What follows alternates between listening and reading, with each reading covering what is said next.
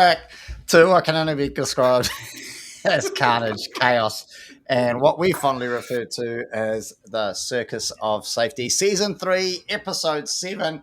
Thank you, Moby, for bringing us in. Des Link, how are you this morning? Doing great. Was that intro music from Moby? That was. He's actually... but hey, FYI, he's got a website, Moby Gratis, which is a free, royalty-free music, where he allows social enterprises to use the music. Now, considering we don't get paid, we don't make money, I figured it was okay. So yeah, thank you to Moby. Thank you very much, Moby. Yeah, brilliant. Yeah. How you doing? For the younger generation, they probably don't know who Moby is. We should Google that stuff. Yeah, I'm going well, thanks. Going well. I seem to be getting a little bit of a croaky throat. I don't know. I'm going to go pop some vitamin C today just to make sure I don't get ill. It's been pretty hectic. Very good. Well, who's this other guy, Des? Andy. Andy, how are you, mate? Been a while since we've seen you. I think Des and I have done about 4 shows in between the last time we saw each other. Yeah, I mean, that's just the nature of the work of a consultant, though, isn't it? What? You just don't turn up?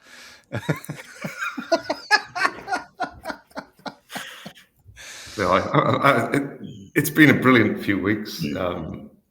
Some really cool, interesting work. And Nice. traveling again. It's good. Things are good. Well, listen, I can't speak on behalf of Des, although I probably should because he doesn't say much. But it's good to have you back. It's good to have you back. It's good to be back. I do miss the friendly banter. I am feeling remarkably good, though. So I'm beginning to think whether actually you are a positive influence on my well-being or a negative one. We'll go with positive for now, right? We'll go with positive. Okay. Yeah. Hey, listen, all jokes aside, while you've been doing whatever you like to define as work, Des and I have been beavering away in the background, knocking out a number of New Zealand Journal of Health and Safety Practice interviews. Have you found those, Des? I mean, it's been pretty hectic, the schedule behind the scenes, mate. Yeah, it has. And it's been interesting to speak to the people behind the articles because, I mean, obviously you get a lot of insight reading the article, but you get a little bit of extra insight listening to the interview and a little bit of extra information. So it's been very interesting. Yeah, I think last week we interviewed Robin Bennett and Grant Nicholson, and I got to tell you, those two interviews were an absolute hoot, mate. They were. You did an outstanding job hosting those events. Really liked your leadership. I really appreciated the way you brought the entire article to life, and you really kind of kept us on track and focused around that interview. So well done to you, Des. Thank you very much. I have to admit, though, with the interview with Robin, between you and Robin, I've struggled to get a word in. It was probably the easiest interview I've ever done because I didn't have to say anything. I like to help, brother. Like to help. Talking about helping, and quite excited, coming up 26th, 28th of May. We'll be there the 27th and 28th of May. We're going to go look and put the health back into health and safety, gentlemen, where we head down to the New Zealand Occupational Hygiene Society conference there at the Hilton in Auckland. So super excited about that. The conference itself runs for 3 days, 26th to 28th of May. That's like not next week, it's the week after. So that's lining up to be great. Some international speakers, some local speakers. It's just a plethora of, I guess, occupational hygiene. So really excited to see how that stacks up. And again, we're going to be there. Well, most of us for most of the time anyway. Some of us apparently are working on one of the days. Andy, it's been a while, and to be fair, I forgot about our young apprentice last show. So how is young Oliver? He's doing well. There's a little bit of tension in the relationship at the moment. Wow, between who? You and him? Yeah, as his sort of mentor and guide in this field. I'm all in favour of him reading, but the quality of reading matter that he's exposing himself to left me a little bit disappointed. I was away for a few days, and when I came back quite late in the evening, he was in bed reading, and it was he wasn't reading the book that we'd agreed that he would read. So Okay. Yep. I wasn't reading the celebrating 50 years of the Health and Safety of Work Act, how Great Britain's approach to health and safety work was transformed. He was actually reading Harry Potter. Whoa! So we had a sit down and a chat, and basically, Harry Potter's not going to save lives.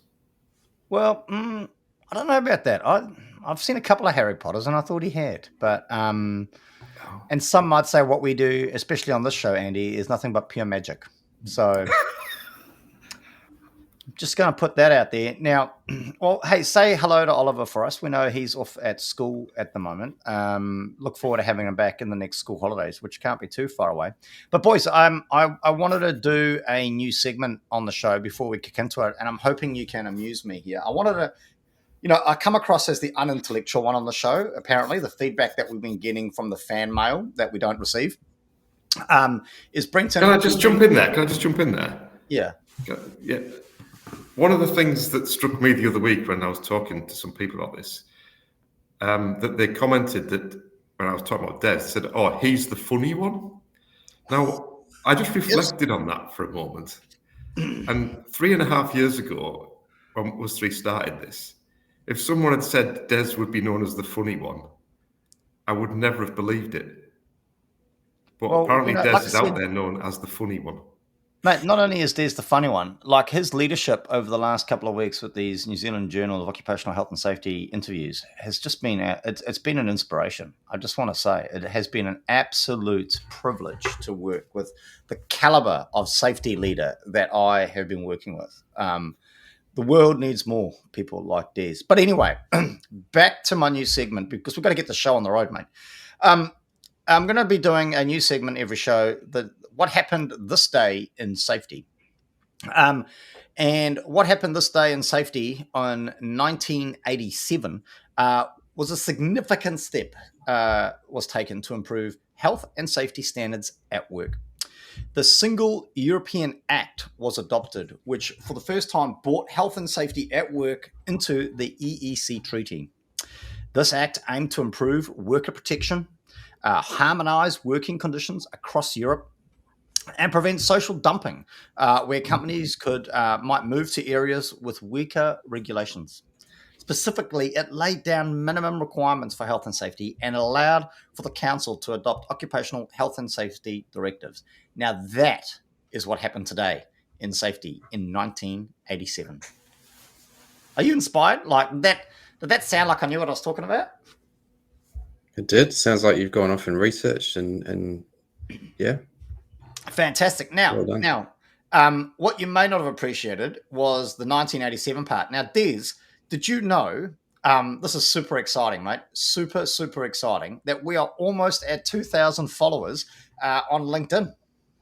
Wow, that's spectacular. What do you reckon, Andy? Almost 2,000 followers?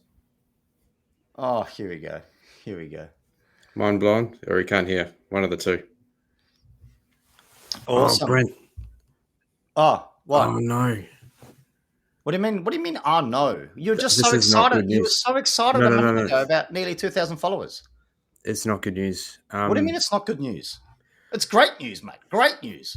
Okay, so hear me out. So when we developed the software for this podcast, yes, we never anticipated that we'd make 2,000 members. So being so close to 2,000, we don't actually know what's going to happen when it ticks over from 1999 to 2,000. We don't know if the software is capable of handling that. Well, okay, but let's just play this out. Worst case, it just crashes, right? Worst case. Well, it could crash, but I mean, a glitch like this could destabilize risk assessments worldwide. I mean, people could forget the definitions of key safety terms. Planes might fall out of the sky. I mean, this is how these things, worldwide disasters, start. Wow. Now, listen, mate, surely someone like yourself, there must be a mitigation strategy in place. There must be, right? I think the only thing that we can realistically do is make it absolutely clear that nothing in this podcast should be taken as advice, legal or otherwise. And I think that's the only way to contain the fallout that we could be setting ourselves up for. Fantastic. Right. Well, Des, if you could issue the disclaimer, mate, and save the world, please. Very good. I'll work on it. Thank you. Well, there we go. If you hadn't worked it out, we went improv. Got a bit excited there. We went improv with the disclaimer. So thank you, Des. For those young generation too, you should Google Y2K. Oh, maybe don't. It might self-destruct your computer. Now, gents, are we ready for well, I clearly am. Are we ready for the spinning wheel? Let's do it. Yes. Okay. Whew, here we go.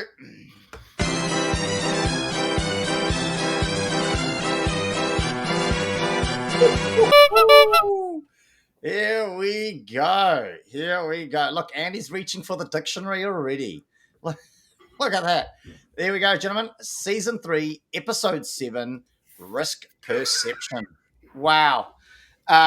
Straight into it. Oh, the chat's blowing up already by the looks. A few people clearly got our jokes. Robert Macaulay, there we go. Oh no, Y2K all over again. Who's this? What is on your head, Brenton? Thank you, Keith, for asking. If you too want to be on my head like Mighty Team Mega, all you got to do is send me free clothing. I actually, to be fair though, I paid for this. And here we go. It's blowing up. Oh dear, follow sure. If I could turn back time. I'm not sure if we're taking compliments or insults here, but firstly, Andy, you've not said much all morning. Can you contain your excitement about the topic risk perception? Barely. I think a good starting point would be to define the terms, though. Wow. Okay. Des, your initial thoughts, risk perception. I mean, what comes to mind? I'm still grasping at the fact of the greatness of safety leadership that we're bestowed upon by having you here. What comes to mind when you hear the words risk perception? I'm afraid I'm gonna let you down, because if Andy's reaching for the dictionary, I'm reaching for the mute button. I don't know what to say about this. What do you mean? You've like over the last 2 weeks, mate, you have single-handedly curated multiple interviews, and now you're gone mute. So, risk perception. Are we talking about the subjectiveness of risk? I don't know. Let's jump back to Andy. Andy, risk perception. What are we talking about? This is probably one of yours, because we know Des doesn't get any. What are your thoughts? Risk perception. What is risk perception? I think Des is onto something. There's possibly a number of ways that you could interpret this. You could look at it at a sort of a macro level as people's perception of the concept of risk. Or you could look at it about people's perception of risk that's present at any given time. And I think that the two are interlinked, but there's differences between the two. So it'd be interesting to see which path we want to go down. Keith, I'm actually hoping Mighty Team Mega, who have kindly sponsored this hat, will be looking for... You're sponsoring Mighty 10 Mega. Let's get it the right way around. We'll be looking for someone, because I tell you what, the way this show's going, I want to jump ship. Okay, well, let's pick one, right? Let's pick one. Let's pick risk perception. What was the second one you said? How did you articulate that? Well, that in terms of that, it's basically people doing risk assessment documents. So, for example, using a matrix, the perception of the risk at that moment in time, as opposed to the other one, which is sort of more my sort of gig, which is risk as a concept more generally. Okay, well, we're gonna go with the. I think this might have actually been one of my topics, and I want to go with the fact that risk perception from the point of view of when you're making decisions in real time. Risk perception, right? So why do some people turn left and some people turn right? Why do some people decide to cross the road and others choose to stay? Des, now that we've kind of honed in on the concept that we're going to be talking about, I mean, any further thoughts? I mean, you must deal with this all the time in your nature of work, right? Risk perception. So somebody is about to do something, regardless of whether they filled out a bloody 3x3, 5x5, or one of those nonsense matrix nonsense things. They've got to make a decision, right? Do I cross the road? Do I walk under that that suspended load? What's your thoughts now on the concept of risk perception? It sounds to me like it's closely linked to the term risk tolerance, which is a term used in risk management, organizational risk management, about what the organization is willing to stomach in terms of risk. Okay, so you're still honing in on the organizational aspect of it, eh? Which is fine. There's nothing wrong with that. Yeah, well, I think it's just really it highlights the subjectiveness of it. So one organization might be willing to tolerate a lot of risk, another organization might not, in the same way that individuals would and would not tolerate risk.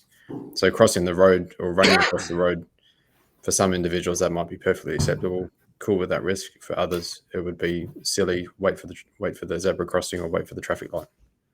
Okay, while Andy,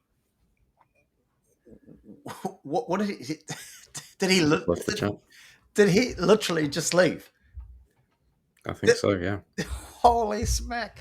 Talk about tolerance. I'm losing patience with that man. Let's just hone in on this, right? So I want to ask you a question. So you spoke about risk tolerance, and you I guess your wonder is it the same? Should I bring him back? He's trying to get back in the studio.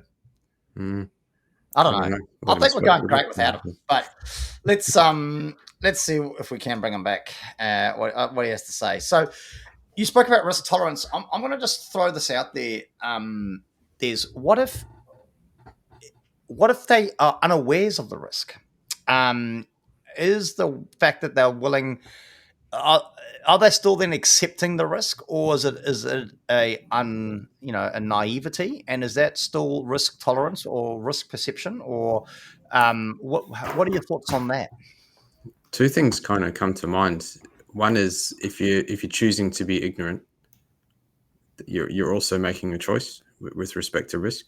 Yep. Okay. And the other thing is, on the other end of the spectrum, perhaps, is the idea that you're never going to have all of the information available to you when you need it. So you always have to make a decision based on the information available to you at the time. So there has to be some degree of acceptance of wherever you're at that particular point in time, is you have to make a decision, ignorant or not. Yeah, okay, no, interesting. I mean, I guess that's because when I hear the word tolerance, I kind of think of that more of a proactive word, right? So you know the risk, you understand the risk, yet you're willing to accept the risk. So that's one aspect of it, right? Whereas if you're naive to the risk that you're facing, now whether that's intentional or unintentional, arguably, is that a tolerance or is that just naivety? Which is interesting, but I'm not sure risk tolerance and risk perception. I don't quite know if they're actually the same thing. I mean, Andy, are you actually with us? Are you doing? Are you got a side hustle on or something? What's going on? No, I'm just thinking a lot. Oh God, here we go. What are your thoughts? So, Des, while you were doing whatever you were doing, I don't know, taking a call from a client or skiving off, playing Sudoku. No, the internet just dropped out. I'm just trying to work out why. What are your thoughts? Risk perception and risk tolerance, are they potentially the same thing or are they different? They're different, but that's not what we're talking about, is it? Well, no. Well, while you went off on a little walkabout, Des asked the question. I wonder if what we're talking about could also potentially be risk tolerance. And so I'm asking you the question. Now, if you actually attended the show and paid attention, you might know what we're talking about. I'm just... Sorry. Okay. So risk perception at the operational level is effectively what we're talking about, is somebody making a decision about something, right? As Des was indicating, it's about there's various factors that influence that decision. Now, risk tolerance is a complex concept when we're talking about this, because of those very reasons.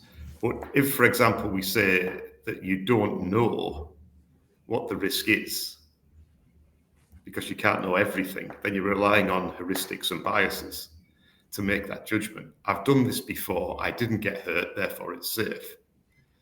Now, that is, I guess, risk perception in a very simplified way. But somebody next to that person has done it twice that way and they've lost their arm both times. Their perception of that risk is going to be very, very different, yet the risk potentially is identical.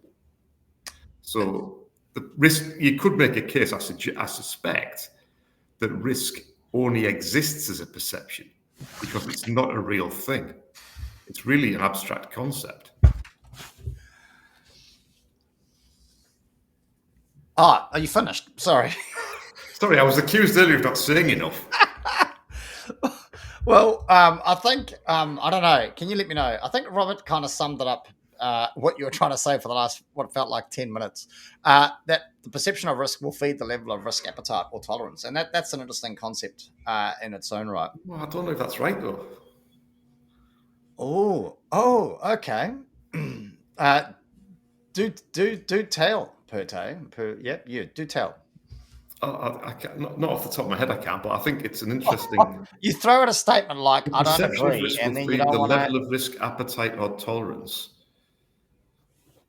Well, wouldn't it, right? Because if your risk, jumping back to the comment there, the perception of risk will be fed by the level of appetite or is it the other way around? Isn't that become a self-defeating argument though? Because if your perception that there is no risk, what's your appetite for risk? Like I can't get my head around that. Oh my god. Okay, Des, what are your thoughts? while he spins like a hamster on a wheel. Jeez, I was really hoping you wouldn't cut to me then.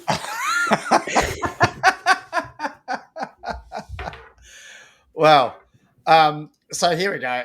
We looked for a voice of sanity. Are they not separate things? So there we go. How's that, Des? Can you answer that question? Do you think risk tolerance and risk perception are different things? I mean, what do you think? Are they separate? So I guess the word separate, and I don't know, Paul, you might want to concur or confirm this, but in terms of separate, as in they're not linked, there is no connection between risk tolerance and risk perception, or are you saying that they're two different things but can be linked? What do you think, Des? Are they separate or are they linked? Yeah, two different things. There's possible influence of one thing over another. So you could perceive the risk as being low, and your level of risk appetite could be low, and then therefore you proceed, but you might not have all the information available to you. There could be what's known as a black swan event, which is something that's not known or not even imagined as possible that occurs, that throws a spanner in the works. I just couldn't help but think that Andy's example of a fella that's done it many times and had no consequences compared to the fella that's done it twice and lost an arm each time. Arguably, he can't lose an arm a third time. So he's actually okay. Yeah, if that's the only harm that can happen. Oh my god! But he could lose. If I'd said limb, then he'd have two more chances, right? That's true. Wow. Language matters. And going back to the language matters, I think what we're in this, we're victims of our own success here. That we're talking at cross purposes, and I think I don't know. I think Des has led us down this dark path. Well, unless we clearly define or have some agreement on what risk is and what risk isn't, then this just becomes, I mean, it's a very engaging conversation. But well, you're getting. So I've been plugging Mitre 10 Mega and got sweet FA. You've been talking about absolute nonsense and rubbish for the last 24 minutes, and you're getting offered coffees. I'll take Robert up on that offer. That's awesome. I mean, how does this work? How does this work? I think if we think of risk as a measurement, which I think is the best way to consider risk. So risk is a value. So risk doesn't hurt you. Risk is just this concept. It's a measurement of how likely something is to happen and how bad it could be when it does happen. If we take down that approach, then all risk is a perception because it's somebody's idea of what the distance is between the hazard and the harm. So therefore, all that we're talking about is that all risk is a perception. And what impacts that perception at an individual level is heuristics biases mainly, but also other things such as time pressure,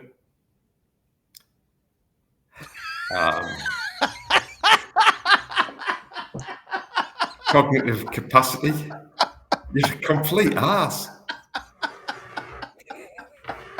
Can you send me a copy of our psychosocial policy through? Because I'm feeling bullied now. So to people listening to the audio recording of this, can you help them out there, Brent? Sorry, I forget about this because we do also have audio-only listeners. I've just chucked up. I'm crying. I can't read it. Sorry.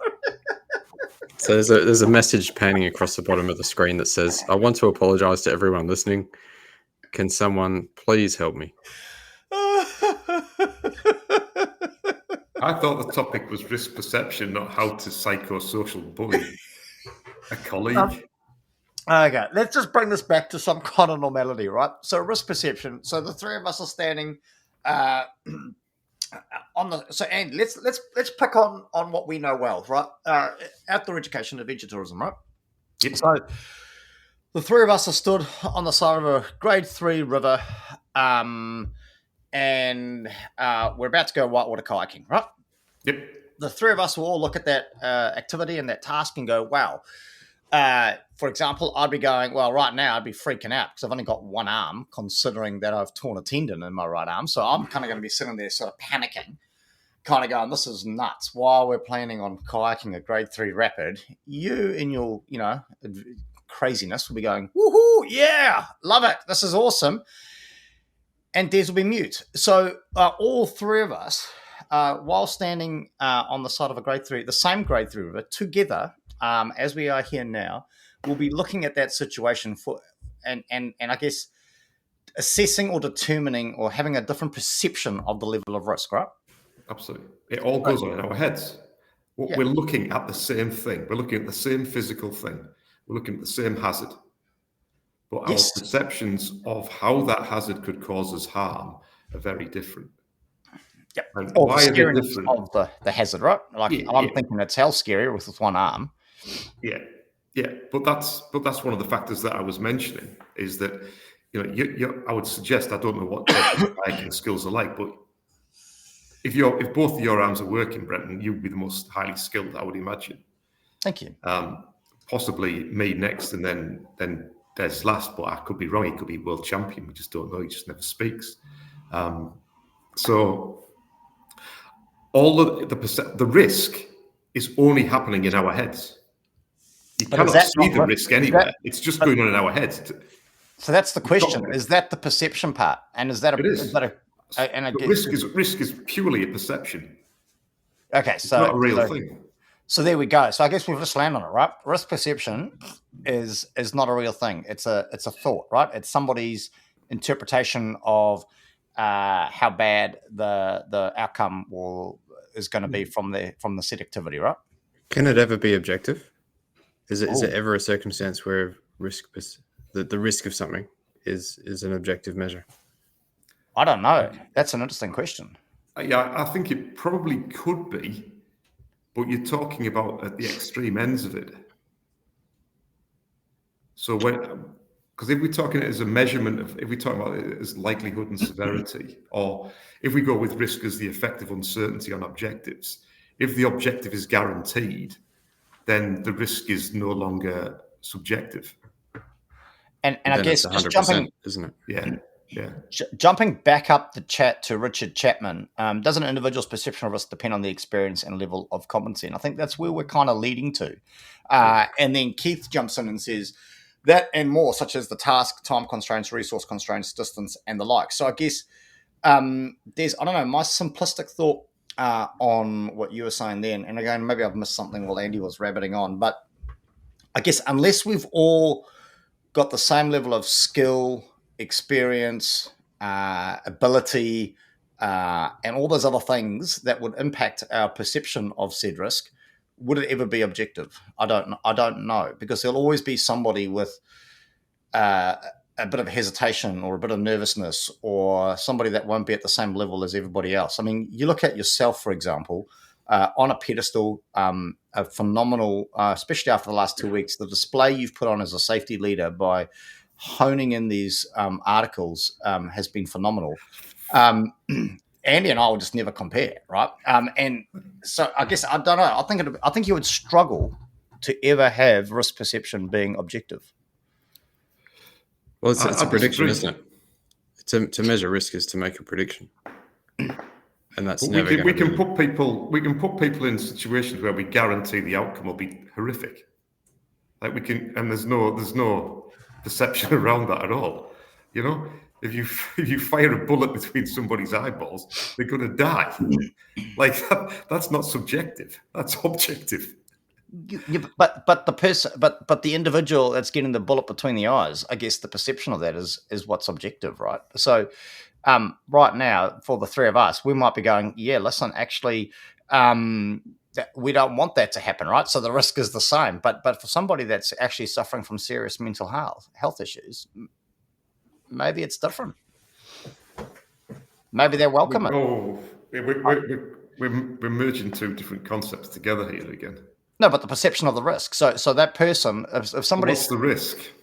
But if it's the perception of the risk. That's what we're not talking about. What the risk is the same, right? So I think the risk can be objective. No, this cuts to the heart of the problem. Is that you're doing the linguistic gymnastics thing now? Settle down, pedal. Settle. No, this is the crux of why safety is in such a mess. What you're saying? Whoa! You're saying that I'm the reason why safety is the mess that it's in. Is that what I heard, Des? That's my perception. That's wow. Suddenly Andy's got. Oh well, looks like the internet dropped out, Des. I don't know what we're going to do now. Well, while Andy's gone, he's dropped out. He's back. He's back. What happened there? Again, I forget we don't only have people that watch us. I chose to turn Andy off because I control the power. If we say that risk is a perception, then the perception of risk is an absurd concept, because risk is the perception. I'm going to go to the chat. Perception versus does not influence perception. Is that what you're saying, Andy? Oh, that's a fact. Yeah. Morning, Steve. Yeah, Steve knows what he's talking about. He knows his onions.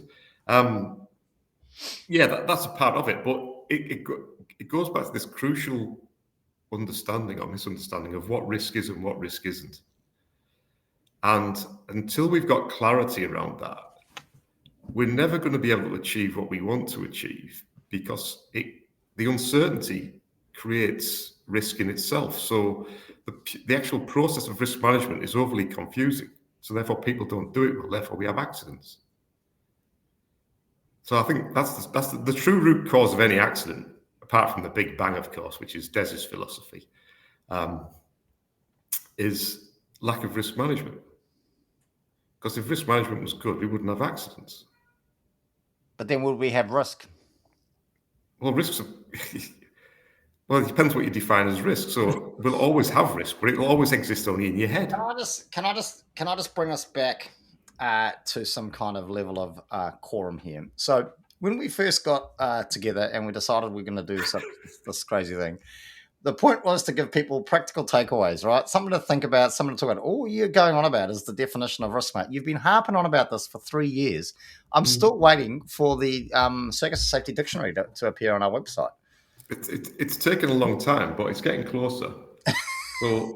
So the where I've got with risk is it's a measurement. That's what I've got so far.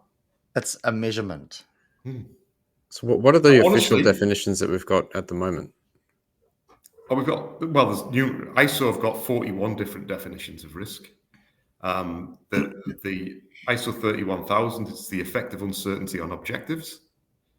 But as you move through the various different ISO standards, you've got likelihood, severity, you've got likelihood of harm times severity of harm, the likelihood of an event times the severity of an event, the likelihood times the consequence. Like there's no general agreement on it.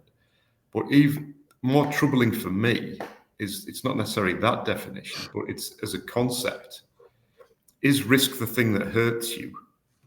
Or is risk this abstract concept, this perception that something could hurt you? Because when we look at risk registers and safety documentation, all too often it's written as the risk that hurts you, but it's not the risk that hurts you. No one's ever been hurt by risk. It's just like a measurement, like saying someone's been hurt by distance. It's absurd. It's hazards that hurt us. It's the risk of the hazard causing harm that we measure. So risk doesn't hurt you. I mean, it does. Talking about it now is hurting my brain. But so there we go. You've just countered your own argument, Andy. You need to think before you speak, mate. But I've spent a lot of time thinking about this, an enormous amount of time thinking about this. Because as you know, if you're teaching people stuff, it's good to know it to a deeper level so you can simplify it for people. So if risk is a measure, then the term risk management doesn't really mean anything, does it? It should be risk measurement and hazard management. Yes, really, yes. Well,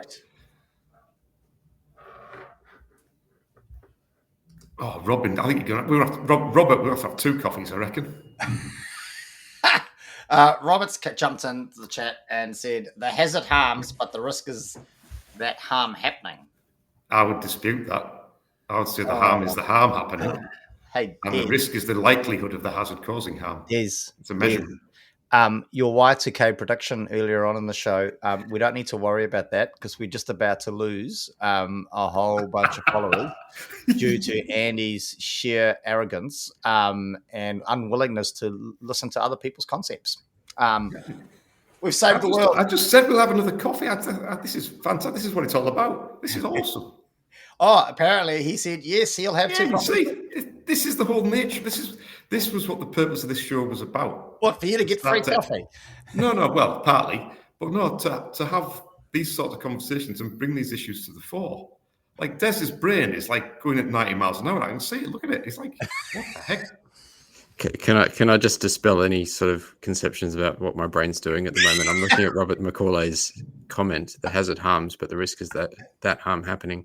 Thinking that that's a lovely alliteration, and it's got a bit of a Dr. Seuss vibe to it as well. I love it. That's what's going through my head at the moment. That's the level we've come to. Here's me trying to push the boundaries of the understanding of risk, and Des is reading Dr. Seuss. So, Des, over the last couple of weeks, like I mentioned, we've interviewed Robin Bennett, Grant Nicholson. It was just you and me on the show, and by jeepers, we maintained a level of decorum not quite seen here today. I don't quite know what's going on, but okay. So let's just kind of let's just get back to a bit of normality before Andy goes off on a tangent again. So, Andy, risk perception. Right.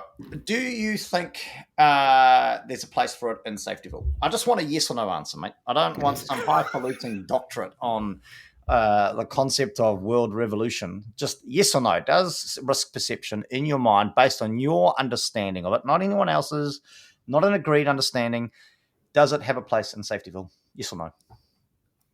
Absolutely, yes. It's a foundation stone.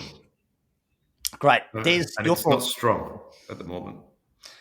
Des, your thoughts, risk perception, does it have a place in Safetyville, risk perception? I think it does, and I think it talks to a lot of other concepts like the definition of risk tolerance, risk knowledge, risk measurement. It is central, yeah. Robert Macaulay on fire. There's more Monty Python and the Goons than Dr. Seuss, mate. Okay, Andy, listen. I'll stick with Des, actually. Des, if you were to give somebody a cautionary word of wisdom about risk perception, what would that be? Don't listen to the show for a start. Maybe give Andy a call because he can put it together. Only if you've got like a day and a half. Best day and a half you've ever spent in your life. It'll cost you a small fortune when you send you the bill. It's value, not cost. Focus on the value, not the cost. And Andy, words of wisdom for those, a cautionary tale regarding risk perception from you, my friend. I think one of the challenges in an organizational context is the organizational risk perception versus an individual worker's risk perception. And the mismatch there, I think that causes a lot of problems and a lot of uncertainty. And that's where it does align with risk tolerance. So an individual's risk tolerance and an organization's risk tolerance, which you often see with sort of an organization said, thou shalt not do this, which is their risk tolerance, but the worker says, no, it's safe to do it that way. And I think that's where a lot of tension, and it doesn't do safety any favors. So I think this would be a good topic to do another show. I know I'm going to be asking a lot of you, Andy, but can you give the audience one maybe positive takeaway with regards to your thoughts on risk perception? I know you're normally negative, Nancy, but one positive comment, mate. Once you've clearly defined what risk is, safety becomes a lot easier. A lot easier. Oh, here we go. There's a day and a half with me will set you on that pathway. to wishing you'd never got into safety.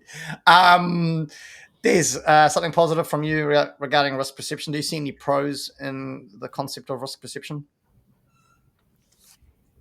I think it's definitely worth thinking about, but it could end up being a rabbit hole that you never quite come out of. But it's definitely worth dedicating some thought to, because being on the same page with someone in your organization or with the organization itself about what you're willing to risk and what you're willing to not risk is an important discussion. Wow. Okay. I was going to ask you to wrap up your thoughts on this topic, but I'm scared of where that's going to go. So we're just going to kind of wrap up the show. There we go, folks. I'm not quite sure. I'm actually not quite sure what to take away from this. I think we went down a rabbit hole, but again, like in Andy's defense, I know he rabbits on about this whole bloody definition thing, but again, I think that, there's a lot of merit in that concept that how do you define things? How do you determine whether things are good, bad, or otherwise if you don't actually know what you're talking about? And clearly we don't. So highly recommend you get your own dictionary. Because I guess I don't want to go back into this topic, but I guess that's also important, right? It's not necessarily what we believe our definition is, right, Andy? It's what the organization or the individual's definition is. So, and we could all have different definitions, but be true to you is what I'm going to say. Be true to you. Wow, that was emotional for a Friday morning. That was inspirational. Anyway, listen, 1987, that happens to be the number of followers, and one great follower, Rob McCauley. Thank you. Awesome. Great discussion, and really appreciate your involvement in the chat. So thank you very much. Feel free to jump onto the chat after the show. Andy will not respond because he doesn't do anything. Des and I will try to jump in and engage in conversation, because this is definitely a topic well worth it. I will post Andy's mobile phone number in the chat later on if you wish to go bankrupt and talk about risk perception further. But 1987 is our latest follower, and a big thank you and shout out to Dave Charteris. Funny story here, my wife's maiden name is Charteris, but I don't think there's a relation there, although I possibly have just found a long-lost cousin-in-law. So Dave Charteris, welcome to the party. He's a pragmatic health and safety leader, auditor, and regulatory compliance specialist. He's got the premium account for LinkedIn, so he's going to know that I've been stalking him. But that's okay. I'm sure I can get a lawyer involved to help me out. Grant Nicholson seems like a good guy. He's currently is he a proper lawyer? He's a proper lawyer. That's why I've been going to him. Des is just a trainee. Beach Energy Limited is where he's currently at, the lead health and safety New Zealand. And he's been there for just over a year in that role. Looks like he might have had other roles in that space. So welcome to the party, and apologies that this might be your first show that you're tuning into. I suggest you go back and kind of get a taste for it before you jump into this one. Des, what else have you got on the go? What else do you have in the next couple of weeks, mate? Apart from obviously the New Zealand Occupational Hygiene Society conference with me and partly Andy.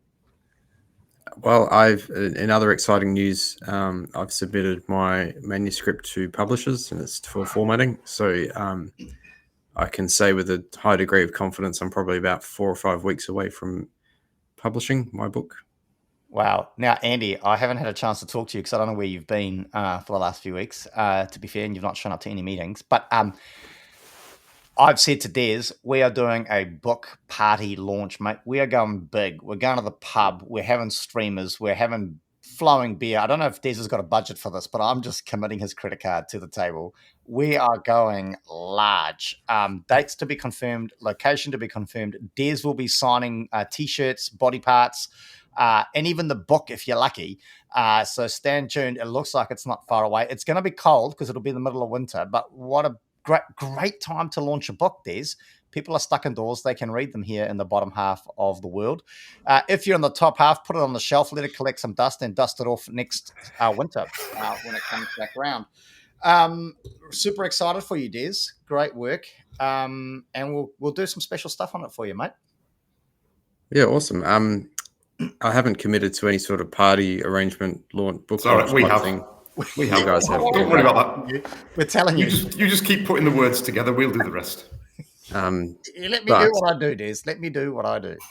I am arranging a couple of webinars to talk through the book and maybe something here on the Circus of Safety. This is Andy. This is why I do the marketing, because we'd be doing webinars to promote our bloody podcast, mate, and we'd have like 18 followers. Des, let me take care of the marketing, fella. I will launch this book like there is no tomorrow. I just need Andy's credit card, and we will be fine. Cool. There we go. Sponsored by Metanoia Safety, Des's book launch.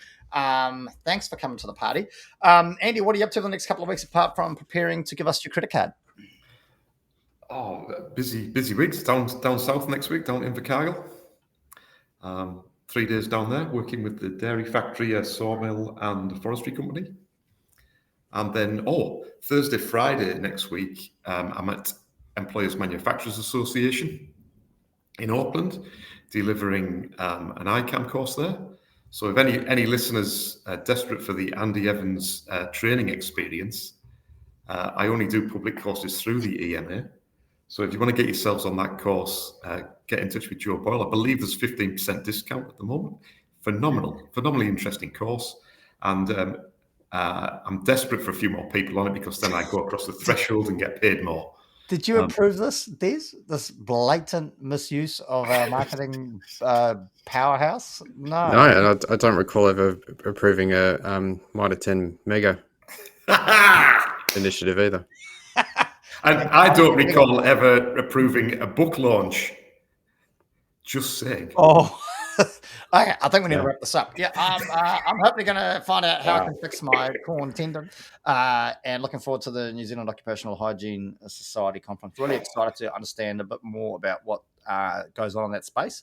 And again, please keep an eye on. Jump over to our YouTube channel as we will be releasing slowly.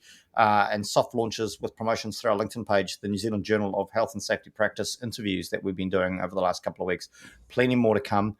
It's been a great time. Listen, gentlemen, it's been an absolute blast. Thank you for your time. And I guess we'll see everybody in a couple of weeks. Thank you. See you in a few weeks. Take care, guys.